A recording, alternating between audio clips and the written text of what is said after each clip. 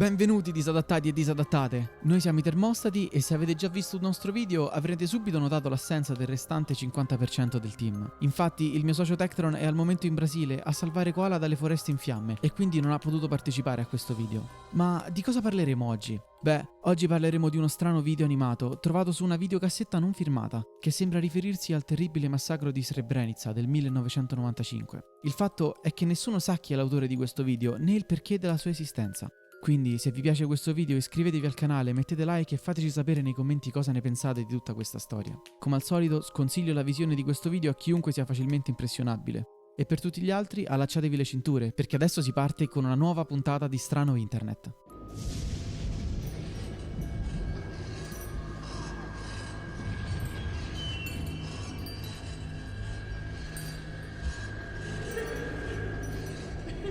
Il 29 maggio del 2020 su YouTube è apparso questo video, link in descrizione, la cui descrizione recita: ci sono dei cartoni per bambini fatti da una donna che si fa chiamare Nanny Lynn.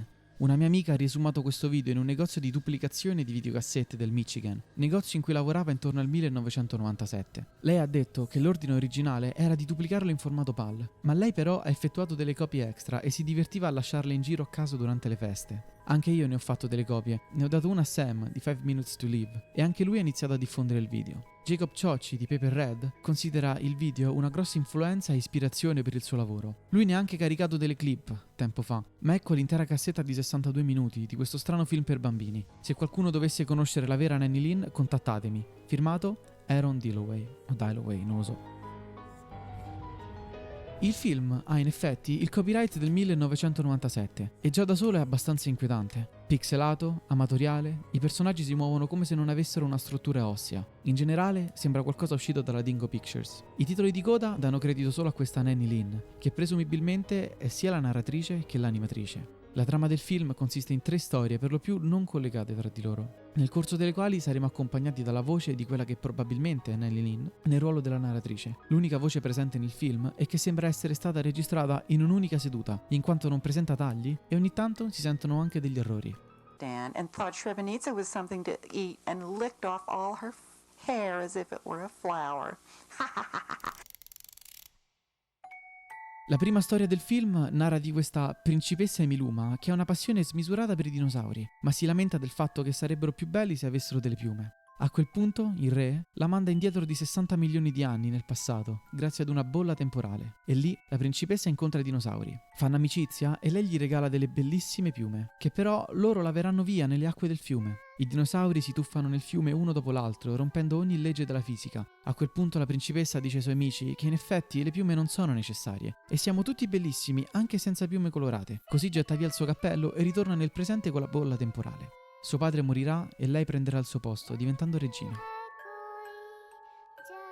La seconda storia si intitola La storia di Srebrenica. Soltanto il titolo dovrebbe farti ribollire il sangue se sei a conoscenza di quello che è successo in Bosnia. Per farla breve, nel luglio del 1995, durante la guerra in Bosnia ed Erzegovina, l'esercito e il gruppo paramilitare degli Scorpioni hanno perpetuato lo sterminio di oltre 8.000 bosniaci di religione islamica. Le vittime vennero fucilate e gettate nelle fosse, in una regione che in quel momento era stata dichiarata dall'ONU come zona protetta e che si trovava sotto la tutela di un contingente olandese. Una regione dove gli oltre 600 caschi blu dell'ONU e le 3 compagnie olandesi non intervennero per fermare il massacro, per motivi e circostanze non ancora chiari. Detto questo, torniamo a Nanny Lynn e al suo film per bambini. La storia racconta di una bambina chiamata Srebrenica in onore della città in cui è nata. La bambina è catapultata via da casa sua durante una tempesta e viene adottata da una famiglia di lupi.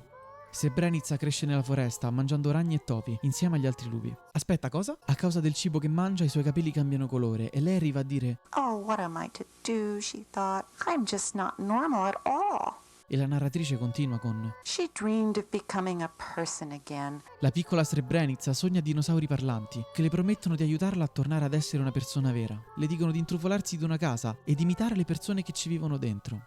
Nel sogno, all'interno della casa, trova i suoi veri genitori che le danno vestiti e la mandano a scuola, dove Srebrenica vedrà il video della principessa Emiluma, quella del primo racconto. La ragazza, muovendo la sua gonna, impara a volare e viaggia per il mondo in cerca dei dinosauri. Srebrenica entra quindi in contatto con i dinosauri e gli dice: It's time for you to all save your proper food so that when the asteroid comes from the sky, you'll be safe while the sky is full of clouds and kills all the plants and your normal food.